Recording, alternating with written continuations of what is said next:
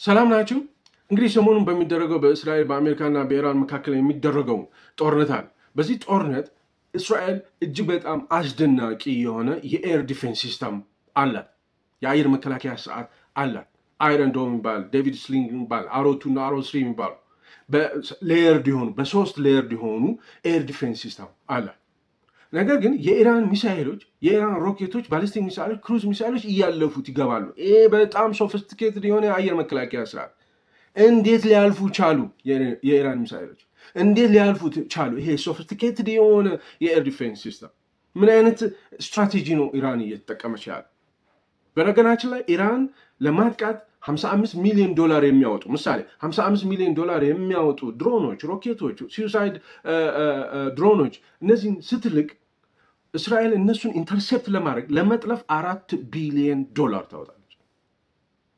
ስለዚህ ነገር በዝርዝር አወራቸዋል። ነገር ግን መጀመሪያ የእስራኤል የአየር ዲፌንስ ሲስተም በጣም ታዋቂ የሆነው አይረን ዶም ምን ማለት እንደሆነ ነግራቸዋል።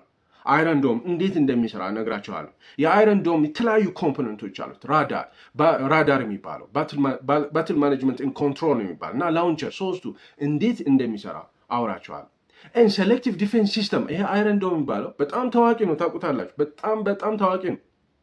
ሴሌክቲቭ ዲፌንስ ሲስተም የሚባል ይጠቀማል። ሴሌክቲቭ ዲፌንስ ሲስተም ማለት የመጡ ወደ እስራኤል አየር ክልል ውስጥ የተተኮሱ ሚሳይሎች ወይም ደግሞ አጠቃላይ ኤርቦርን የሆኑ ሚሳይሎች በሙሉ ላይ አይተኩስም። ዲፌንስ ሲስተም ሴሌክቲቭ ዲፌንስ ሲስተም ይጠቀማል። የት ነው ገብቶ የሚወድቁት ብሎ ካልኩሌት ያደርጋል። ትሬት አሰስመንት ይሰራል። ውሃ ላይ የሚወድቁ ባዶ ሜዳ ላይ የሚወድቁ ከሆነ አይተኩስም። ምክንያቱም አንዱን ሲተኩስ በጣም ውድ ነው። ነገር ግን የሚተኩሰው ፖፕሌትድ የሆነ ሬዚደንሻል ኤሪያ ሰዎች የሚኖሩበት አካባቢ፣ ትምህርት ቤት፣ ሆስፒታል፣ ሌሎች ክሪቲካል የሆኑ ኢንፍራስትራክቸሮች ላይ ፕሮቴክትድ የሆኑ ዞኖች ላይ የሚወድቅ ከሆነ ካልኩሌት አድርገው ለነሱ ነው የሚተኩሰው ማለት ነው። ስለዚህ ነገር በጣም በዝርዝር አወራቸዋለሁ። ካላችሁ የፖለቲካ እውቀት በተጨማሪ እነዚህ ኢንስትሩመንቶች እንዴት እንደሚሰሩ ማወቅ በጣም ጣዕም ያለው እውቀት እንዲኖራችሁ ያስችላል።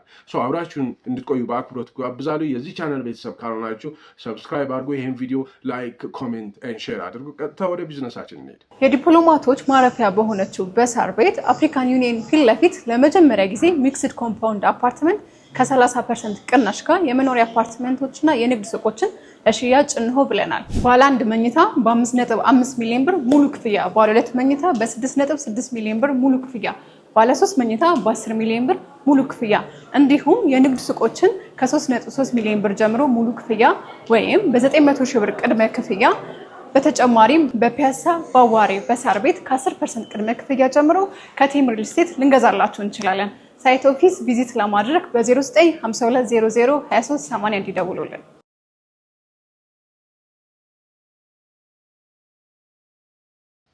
ተመልሰናል። መግቢያ ላይ እንዳልኳችሁ የእስራኤል የአየር መከላከያ ስርዓትን ያለፉ የኢራን ሚሳኤሎች እንዴት ሊያልፉ ቻሉ የሚሉትን ነገር ከማውራቴ በፊት አይረን ዶም ማለት ምን ማለት ነው የሚለውን ማወቅ ያስፈልጋል። አይረን ዶም በጣም ፌመስ የሆነ የአየር መከላከያ ስርዓት ነው። በነገራችን ላይ በጣም ፌመስ፣ ሁሉም ሰው የሚያውቀው፣ ሁሉም ሚዲያ የሚናገርለት ነው አይደለ? ይሄ አይረን ዶም ራሷ እስራኤል ናት ዴቨሎፕ ያደረገችው።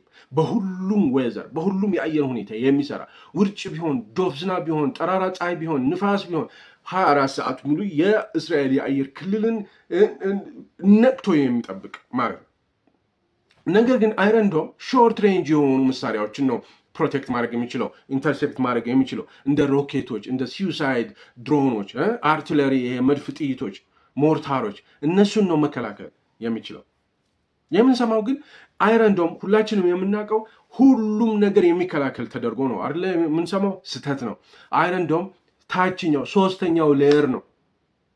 ሾርት ሬንጅ የሆኑ መሳሪያዎችን ነው የሚከላከለው። ከአይረን ዶም በላይ 2 ሌላ በጣም ሶፊስቲኬትድ የሆኑ ኤር ዲፌንስ ሲስተሞች አሉ። ዴቪድ ስሊንግ የሚባልና አሮ2 እና አሮ3 የሚባሉ አሮ2 እና አሮ3 የሚባሉት በጣም ሎንግ ሬንጅ የሆኑ ባሊስቲክ ሚሳይሎችን መከላከል የሚችል ነው። ኢንተርሚዲየት ባሊስቲክ ሚሳይል፣ በጣም ሎንግ ሬንጅ የሆኑ ኢንተርኮንቲኔንታል ባሊስቲክ ሚሳይል ከኤግዞ አትሞስፌር ከከባቢ አየር በላይ ወጥተው ተንደርድሮ የሚመጡትን ኢንተርሴፕት የሚያደርጉ ናቸው። አይረን ዶም ታች ያለች ናት፣ ግን በጣም ፌመስ ስለሆነች ስለ አይረን ዶም አወራቸዋል። አይረን ዶም የራሱ እስራኤል ውስጥ ራፋል አድቫንስ ዲፌንስ ሲስተም የሚባል የራሱ የእስራኤል ኤሮስፔስ ኢንዱስትሪ እየተሰራ ነው እና የአይረን ዶም ማለት የእስራኤል የአየር ጋሻ ተብሎ ይጠራል። እንዴት ነው? የኪ ኮምፖነንቶች አሉት። አይረን ዶም ኪ ክፍሎች አሉት፣ ወሳኝ የሆኑ ክፍሎች አሉት። አንደኛው ራዳር ነው። ራዳር ማለት በጣም አድቫንስድ የሆነ ራዳር ሲስተም ያለውን እና ዲቴክት ያደርጋል ወዲያውኑ ወደ አየር ክልል ወደ እስራኤል አየር ክልል የሚመጣ ማንኛውም ኤርቦርን የሆነ ማንኛውም መሳሪያ ዲቴክት ያደርጋል ላውንች በተደረጉ በሰከንድ ውስጥ። ሁለተኛው ክፍል ራዳር አለ። ሁለተኛው ክፍል ባትል ማኔጅመንት ኤንድ ኮንትሮል የሚባል ክፍል አለ። ይሄ ዘ ብሬን ኦፍ አይረን ዶም የአይረን ዶሙ ብሬን አእምሮ ማለት ነው። ይሄ ደግሞ ምን ያደርጋል? አናላይዝ ያደርጋል ፕሮጀክታይል ትራጀክተሪውን። ይሄ በአየር ላይ ተተኩሶ የመጣው ድሮን ይሁን ሮኬት ይሁን ባሊስቲክ ሚሳይል ይሁን ክሩዝ ሚሳይል ይሁን እንትኑን ያያል፣ ትራጀክተሪውን ያያል፣ ፓዙን ስሩ ኤር ወዴት እንደሚሄድ እንዴት እንደሚሄድ ያያል፣ ካልኩሌት ያደርጋል፣ ፕሪዲክት ያደርጋል። ምንድነው ፖይንት ኦፍ ኢምፓክቱ የት ሄዶ ነው የሚወድቀው የሚለውን ፕሪዲክት ያደርጋል። በጣም ከፍተኛ የሆነ ፓወርፉል የሆነ አልጎሪዝም እና አርቲፊሻል ኢንቴሊጀንስ በመጠቀም ካልኩሌት ያደርጋል፣ ትሬት አሴስመንት ያደርጋል። ሌላው በጣም ኢንትረስቲንግ የሆነው ምንድነው ሴሌክቲቭ ዲፌንስ ነው። ሴሌክቲቭ ዲፌንስ የሚባል ፕሪንሲፕል ይጠቀማል። ምን ማለት ነው? ትሬት አሰስመንት ይሰራል። በአየር ላይ የመጣ ያለው ሮኬት፣ ድሮን፣ ክሩዝ ሚሳይል ወይም ባሊስቲክ ሚሳይል ሾርት ሬንጅ የሆኑትን ማለት ነው እነሱን የት ሄደው ነው የሚወድቁት ብሎ ካልኩሌት ያደርጋል። የሚወድቁት ውሃ ላይ ነው፣ ባዶ ቦታ ላይ ነው፣ ወይስ ደግሞ ፖፑሌትድ የሆኑ ሬዚደንሻል ኤሪያ ሰዎች የሚኖሩበት አካባቢ፣ ትምህርት ቤት አካባቢ፣ ሐኪም ቤት፣ ሆስፒታሎች አካባቢ፣ በጣም ክሪቲካል የሆኑ የሚሊተሪ ቤዞች ሊሆን ይችላል፣ ፕሮቴክትድ ዞን ተብሎ የሚጠሩት አካባቢ ነው ወይ ብሎ ካልኩሌት ያደርጋል። ስለዚህ ባዶ ቦታ ነው ወዘተ ምንም ጉዳት አያደርስም ብሎ ካልኩሌት ካደረገ ላውንቸሩ አይተኩስም። ላውንቸሩ ሶስተኛው ክፍል አይተኩስም ማለት ነው። ነገር ግን ፖፑሌትድ ኤሪያ እና በጣም ክሪቲካል ኢንፍራስትራክቸር ላይ እና ከፍተኛ ዳሜጅ ጉዳት ሊያደርስ የሚችል ከሆነ ግን ለላውንቸሩ አሁን ተኩስ ይለዋል ማለት ሶ ራዳር፣ ቢኤምሲ ባትል ማኔጅመንት ኮንትሮል እና ላውንቸር የሚባል ሶስት በጣም ቤዚክ ሆኑ አሉት ማለት ነው። ላውንቸሩ ታሚር ሚሳኤል የሚባል የተቀባበሉ ናቸው። አንድ አይረን ዶም ባትሪ አሁን ይሄ የምታዩት 4 አፎች አሉ። እያንዳንዱ 20 ታሚር ሚሳኤሎች ማለት ታሚር ሚሳኤሎችን ይጎርሳል። 20 ኦኬ። በአጠቃላይ ስንት ማለት ነው? 4 ሲባዛ በ20 80 ይተኩሳል። ሶ ቤዚካሊ እንዴት ነው የሚሰራው? ቤዚካሊ አሁን ራዳር አለው ብያቸዋለሁ። ትራክ ያደርጋል። አንድ ዲቴክት ያደርጋል። አንድ ሚሳኤል ሲመጣ ምን ያደርጋል? ዲቴክት ያደርገዋል። ወዲያውኑ ዲቴክት ያደርገውና ትራክ ማድረግ ይጀምራል። መጀመሪያ ምን ማለት ነው? 155 ስኩዌር ኪሎ ሜትር ዲቴክት ለማድረግ ያያል ማለት 155 ስኩዌር ኪሎ ሜትር የሚሆን ኤሪያ ከቨር በማድረግ ማለት ከ12 እስከ 13 ኪሎ ሜትር ኤሪያ ማለት ይቻላል። እሱ ዲቴክት ያደርጋል ማለት ለማየት ይሞክራል ማለት ስካን ያደርጋል። የእስራኤልን የአየር ክልል ስካን ማንኛውም ኤርቦርን የሆነ ኢንስትሩመንት እንዳይመጣ ማለት ነው። ሮኬት ሊሆን ይችላል፣ ሞርታር ሊሆን ይችላል፣ አርትለሪ ሊሆን ይችላል፣ ሲዩሳይድ ድሮን ሊሆን ይችላል፣ ኤኒቲንግ። ከዛ ልክ ዲቴክት ሲያደርግ ምን ያደርጋል? ትራክ ማድረግ ይጀምራል። በሰከንድ ውስጥ ነው ማውራቸው። ይሄን ነገር ምኑ ነው ትራክ የሚያደርገው? ፕሮጀክታይል ትራጀክተሪውን የሚሄድበትን በአየር ውስጥ እንዴት እንደሚሄድ ስፒዱን ትራክ ያደርጋል። ምን ያህል ፍጥነት አለው፣ ዳይሬክሽኑ ወደ የትኛው አቅጣጫ ነው የሚሄደው እና ደግሞ አልቲቲዩድን ከፍታውን ትራክ ያደርጋል። ማን? ራዳር። ይሄንን እንግዲህ ዊዝን ሰከንድስ ነው በቃ ይሄ ሪል ታይም ነው የሚሰራው ማለት። ከዛ እነዚህን መረጃው ሮ የሆኑ ዳታ ለማን ይልክለታል? ብሬን ኦፍ አይረን ዶም ያልኳችሁ ለባትል ማኔጅመንት ኤንድ ኮንትሮል ይልክለታል። ባትል ማኔጅመንት ኤንድ ኮንትሮል ደግሞ ቅድም ያልኳችሁ ትሬት አሰስመንት ይሰራል። ትራጀክተሪውን ስፒዱን እና ሎኬሽኑን በመውሰድ ይሄ ኤርቦርን የሆነው ነገር በመውሰድ ትሬት አሰስመንት ይሰራል። በጣም ፓወርፉል የሆነ አልጎሪዝም እና አርቲፊሻል ኢንቴሊጀንስ በመጠቀም ቅድም እንዳልኳችሁ ትሬት አሰስመንት ይሰራል። የት ነው ፖይንት ኦፍ ኢምፓክቱ፣ የት ነው ሄዶ የሚወድቀው የሚለውን ይሰራል። ከዛ በኋላ ሆስፒታል ነው፣ ትምህርት ቤት ነው፣ ክሪቲካል ኢንፍራስትራክቸር ነው ምናምን ከሆነ ፕሮቴክትድ ዞን ነው የሚል ከሆነ አሰስመንቱ ለላውንቸሩ ፋየር ይለዋል። ኤንድ ላውንቸሩ ይተኩሳል። ባዶ ሜዳ ላይ ውሃ ላይ ምናምን የሚወድ ከሆነ ግን አይተኩስም ማለት ነው። ና አንድ ሌላ ስህተት ስንረዳው የምንሳሳተው ነገር አለ። አይረን ዶም ማለት በቃ አንድ መሳሪያ ይመስለናል። አንድ መሳሪያ እስራኤል ውስጥ የተቀመጠ አንድ መሳሪያ ይመስለናል። ኖ፣ አይረን ዶም የተለያዩ መሳሪያዎች ጥምር ስም ነው። እያንዳንዱ ይሄ ኤር ዲፌንስ ሲስተም የሚባለው እያንዳንዱ ኢንስትሩመንት አይረን ዶም ባትሪ ይባላል። እስራኤል ወደ 10 የሚሆኑ አይረን ዶም ባትሪዎች አሏት። 10 የሚሆኑ አይረን ዶም ባትሪዎች አሉ። እነዚህ 10 የሚሆኑት አይረን ዶም ባትሪዎች በጥቅል ስማቸው ነው አይረን ዶም የሚባለው ማለት። አይረን ዶም አንድ ብቻ ሳይሆን የ10ሩም አንድ ላይ ጥምር ስም ኮምባይንድ ኮሌክሽን ኦፍ 10 ኢንስትሩመንቶች ስም ነው። እያንዳንዱ ምን ይባላል? አይረን ዶም ባትሪ ይባላል። እያንዳንዱ አይረን ዶም ባትሪ ምን ማለት ነው? 4 ላውንቸሮች አሉት፣ 4 አፎች አሉት። እያንዳንዱ ውስጥ 20 ታሚር ሚሳይል አለ፣ 80 ይጎርሳል ማለት ነው። በመላው ሀገሪቱ ውስጥ በተለያዩ ሎኬሽኖች ውስጥ 10 የሚሆኑ አይረን ዶም ባትሪዎች ተቀምጠዋል። በሰሜን፣ በምስራቅ፣ በመካከለኛው፣ በምዕራብና በደቡብ። እንደዚሁም ደግሞ አንድ ደግሞ ሲዶም ይባላል። ሲዶም ማለት ሌተር ሲ። እዛ ሲዶም ደግሞ ምንድነው? ባህር ላይ የተቀመጠ ከባህር የሚመጡ ተወንጭፎ የሚመጡ ነገሮችን ለመከላከል የተቀመጠ አለ ማለት ነው። ስለዚህ 10ሩም አይረን ዶም ባትሪዎች ስንት ይጎርሳሉ? በአጠቃላይ 800 ያህል ታሚር ሚሳይሎችን ይተኩሳል። ሌላው በጣም ኢንትረስቲንግ ነገር እነዚህ 10 አይረን ዶም ባትሪ በእስራኤል ክልል ውስጥ ያሉ 10 አይረን ዶም ባትሪዎች እርስ በርሳቸው ኢንተርኮኔክትድ ናቸው፣ ይናበባሉ። ቆይ ይሄን እኔ እመታለሁ፣ ቆይ እኔ አሁን ጥይት አልቆብኛል አንተ ምታ ምናምን፣ ይሄ ለእኔ ቀረብ ያለ ነው፣ ለእኔ በደንብ ታርጌትድ ነው ምናምን እየተባባሉ ይነጋገራሉ የሚመጡትን ኢንተርሴፕት ለማድረግ። ቅድም እንዳልኳችሁ ከቨሬጅ አንዱ አይረን ዶም ባትሪ ከቨር የሚያደርገው 155 ስኩዌር ኪሎ ሜትር የሆነ ኤሪያን ከቨር ያደርጋል አየር ላይ ማለት ነው። ኢንታየር እስራኤልን ከቨር ያደርጋል። ታዲያ እንደዚህ አይነት ሶፊስቲኬትድ የሆነ ኤር ዲፌንስ ሲስተም ከሆነ እንዴት ነው የኢራን ሚሳኤል እያለፈው ያለው? እንዴት የኢራን ሮኬቶች፣ የኢራን ድሮኖች እንዴት ሊያልፉት ቻሉ? አይደለም ሁላችሁም የምትጠብቁት ይሄንን መልስ ይመስለኛል አይደል? የዲፕሎማቶች ማረፊያ በሆነችው በሳር ቤት አፍሪካን ዩኒየን ፊት ለፊት ለመጀመሪያ ጊዜ ሚክስድ ኮምፓውንድ አፓርትመንት ከ30% ቅናሽ ጋር የመኖሪያ አፓርትመንቶችና የንግድ ሱቆችን ለሽያጭ እንሆ ብለናል። ባለ 1 መኝታ በ5.5 ሚሊዮን ብር ሙሉ ክፍያ፣ ባለ 2 መኝታ በ6.6 ሚሊዮን ብር ሙሉ ክፍያ፣ ባለ 3 መኝታ በ10 ሚሊዮን ብር ሙሉ ክፍያ እንዲሁም የንግድ ሱቆችን ከ3.3 ሚሊዮን ብር ጀምሮ ሙሉ ክፍያ ወይም በ900 ሺህ ብር ቅድመ ክፍያ። በተጨማሪም በፒያሳ፣ በአዋሬ፣ በሳር ቤት ከ10% ቅድመ ክፍያ ጀምሮ ከቴም ሪል ስቴት ልንገዛላችሁ እንችላለን። ሳይት ኦፊስ ቪዚት ለማድረግ በ0952002380 እንዲደውሉልን።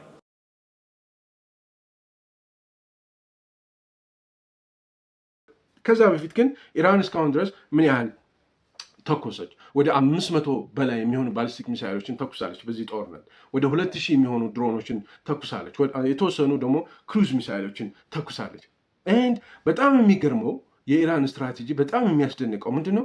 በአንድ ጊዜ አንዲት ነገር ጠብ አይደለም የምታደርገው። ከሁሉም አይነት ካላት ነገሮች ከሁሉም አይነት ድሮን 10፣ ሮኬት 10 ባሊስቲክ ሚሳይል፣ 5 ክሩዝ ሚሳይል አንድ ላይ ጅብ አድርጋ ነው የምትልቀው ማለት ስዎርም ይባላል ወይም ሳልቮስ ይባላል። ሳቹሬሽን አታክስ ማለት ምክንያቱም እያንዳንዳቸው ትራጀክተሪያቸው፣ ስፒዳቸው፣ ዳይሬክሽናቸው፣ አልቲቲዩዳቸው ይለያያል። በደንብ ሰምታችሁኝ ከሆነ አይረን ዶም የሚሰራበት መንገድ ምንድነው? ትራጀክተሪውን፣ ስፒዱን፣ አልቲቲዩዱን፣ ዳይሬክሽኑን ካልኩሌት አድርጎ ነው ኢንተርሴፕት የሚያደርገው።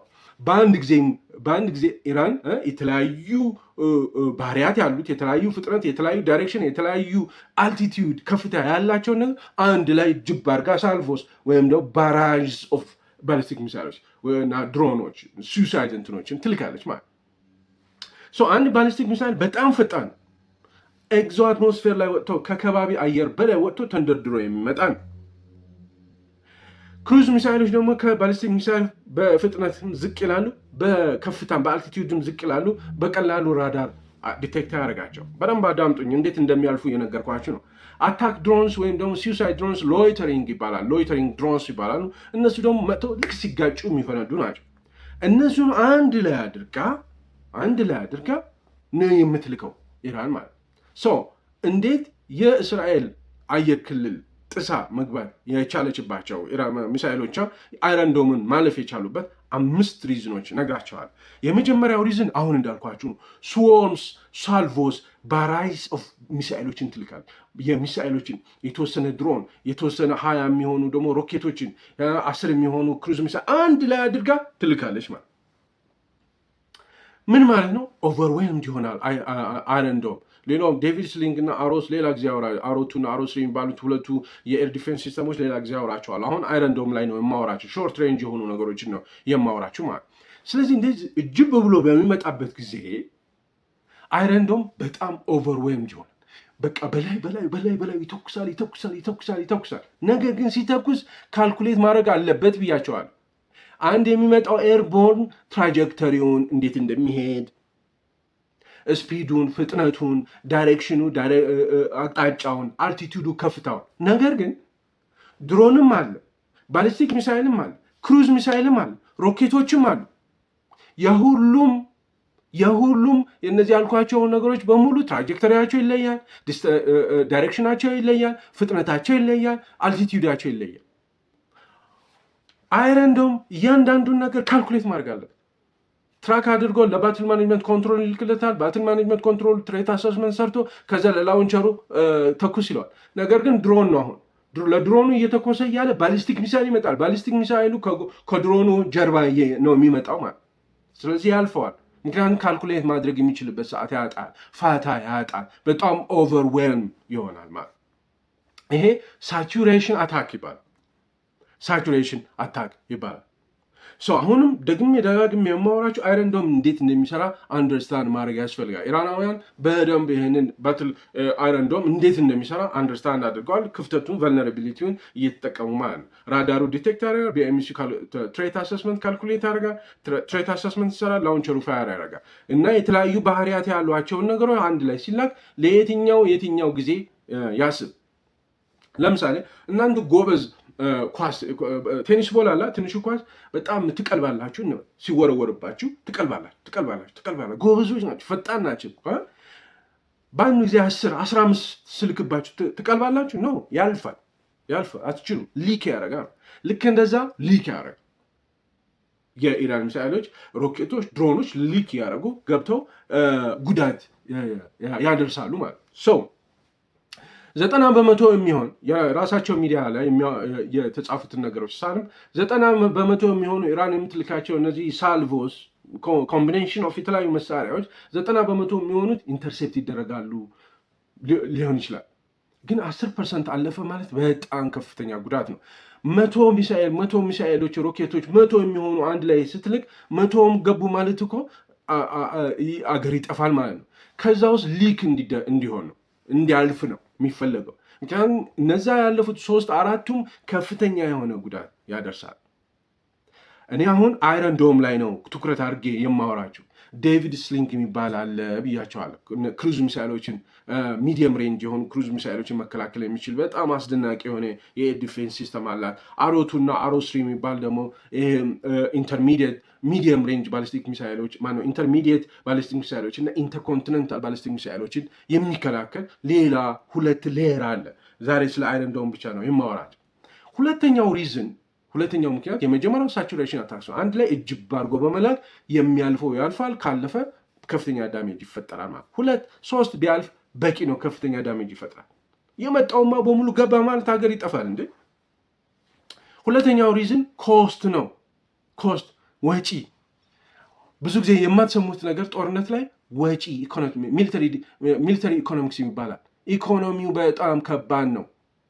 ኦኬ አንድ ታሚር ሚሳይል የአይረን ዶም 4 ላውንቸሮች አሉት። እያንዳንዳቸው 20 በአጠቃላይ 80 ይጎርሳል ብያቸዋል። አንዱ ታሚር ሚሳይል ኢንተርሴፕት ለማድረግ ሲላክ $50,000 አንድ ጊዜ ሲተኮስ ማለት $50,000። አንድ ጊዜ ዴቪድ ስሊንግ የሚባለው መካከል የሚዲየም ሬንጅ ላይ ያለው ኢንተርሴፕተር ሲተኩስ $700,000።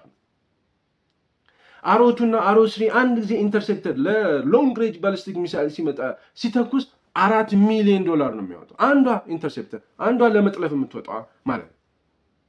ለምሳሌ ባሊስቲክ ሚሳይል በአሮቱና በአሮ3 ብንወስድ ኢራን ባሊስቲክ ሚሳይል ትልክላል። ባሊስቲክ ሚሳይል ስትልክ ማን ነው የሚከላከለው? አሮቱና አሮ3 ምክንያቱም ሎንግ ሬንጅ ስለሆነ አሮቱና አሮ3 ለአንድ ኢንተርሴፕተር ስንት ነው የሚያወጣው? 4 ሚሊዮን። ኢራን የምትሰራቸው ባሊስቲክ ሚሳይሎች በስንት ነው? $110,000 አካባቢ።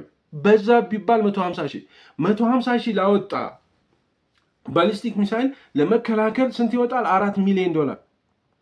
ይሄንን ለቀናት ለወራት ቢሆኑ እንደዚህ አይነት ጦርነት ከፍተኛ የሆነ ኢኮኖሚ ጉዳት ያደርሳል።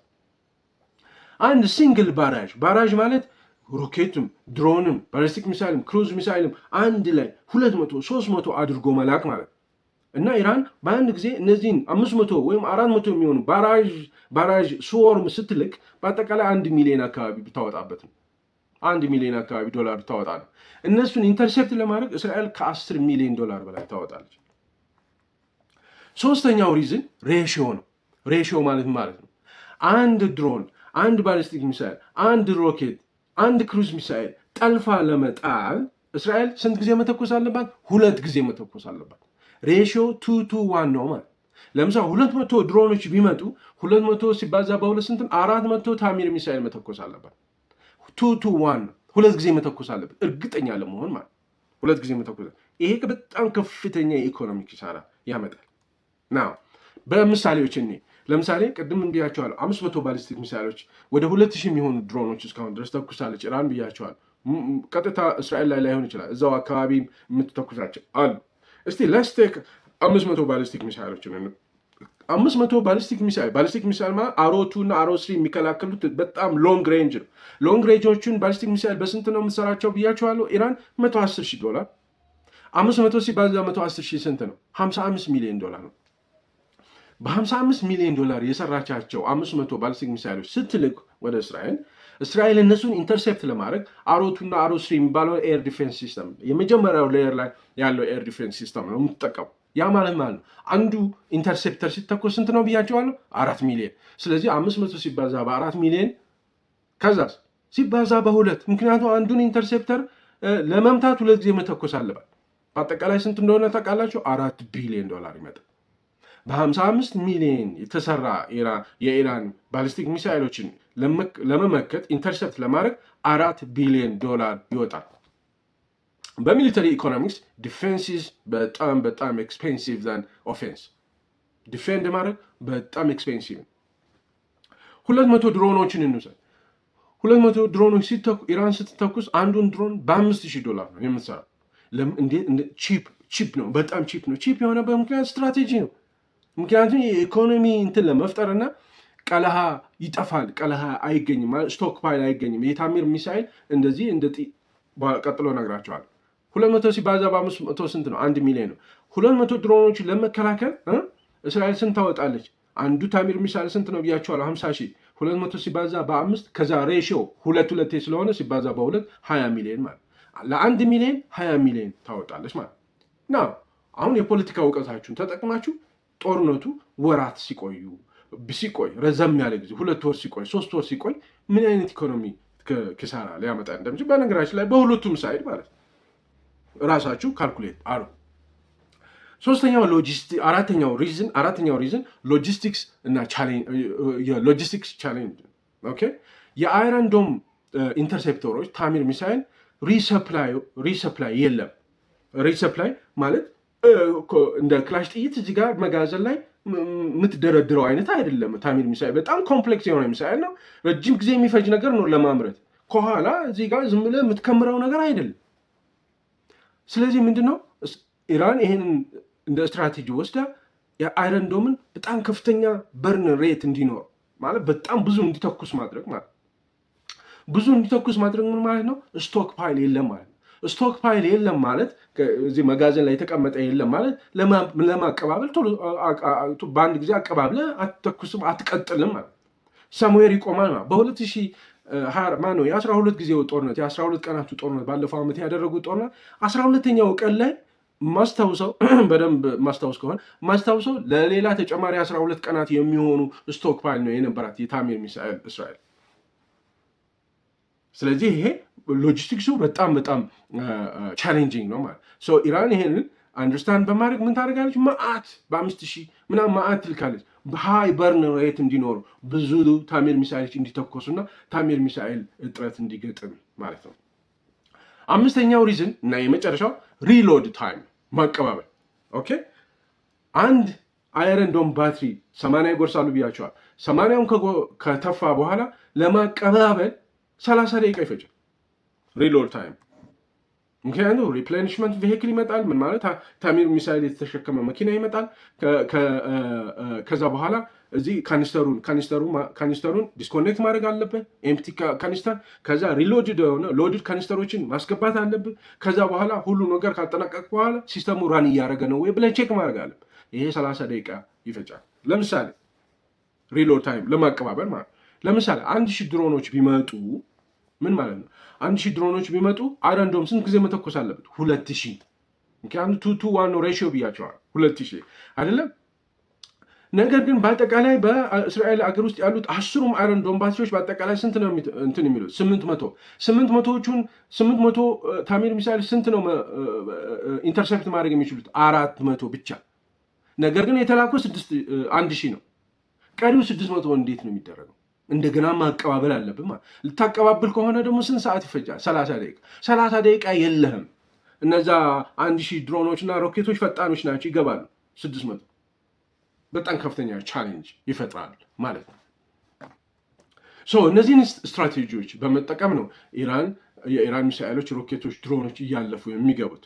አብዛኛውን ኢንተርሴፕት ያደርጋል። ነገር ግን የሚያልፉት ራሱ ከፍተኛ የሆነ ዳሜጅ ይፈጥራል። ይህን ይመስላል ወዳጆቼ። እስካሁን ድረስ አብራችሁኝ ከነበራችሁ ከልብ ነው ከልብ አመሰግናለሁ። ለእናንተ በተለየ መልኩ አመሰግናችኋለሁ። ታንኪዩ ብዬ በጣም አመሰግናለሁ ብዬ ጽፍላችኋለሁ። ይህን ኮሜንት ላይ እስካሁን ድረስ መቆየታችሁን ለማወቅ 9 ብላችሁ ጻፉልኝ ኮሜንት ላይ። የዚህ ቻናል ቤተሰብ ካልሆናችሁ ሰብስክራይብ አድርጉ። ይህን ቪዲዮ ላይክ፣ ሼር አድርጉ። በጣም አመሰግናለሁ። ኔክስት ታይም እንገናኛለን። ቻው። የዲፕሎማቶች ማረፊያ በሆነችው በሳር ቤት አፍሪካን ዩኒየን ፊት ለፊት ለመጀመሪያ ጊዜ ሚክስድ ኮምፓውንድ አፓርትመንት ከ30% ቅናሽ ጋር የመኖሪያ አፓርትመንቶችና የንግድ ሱቆችን ለሽያጭ እንሆ ብለናል። ባለ 1 መኝታ በ5.5 ሚሊዮን ብር ሙሉ ክፍያ፣ ባለ 2 መኝታ በ6.6 ሚሊዮን ብር ሙሉ ክፍያ፣ ባለ 3 መኝታ በ10 ሚሊዮን ብር ሙሉ ክፍያ እንዲሁም የንግድ ሱቆችን ከ3.3 ሚሊዮን ብር ጀምሮ ሙሉ ክፍያ ወይም በ900 ሺህ ብር ቅድመ ክፍያ በተጨማሪም በፒያሳ በአዋሬ በሳር ቤት ከ10% ቅድመ ክፍያ ጀምሮ ከቴም ሪል ስቴት ልንገዛላችሁ እንችላለን። ሳይት ኦፊስ ቪዚት ለማድረግ በ0952002380 እንዲደውሉልን።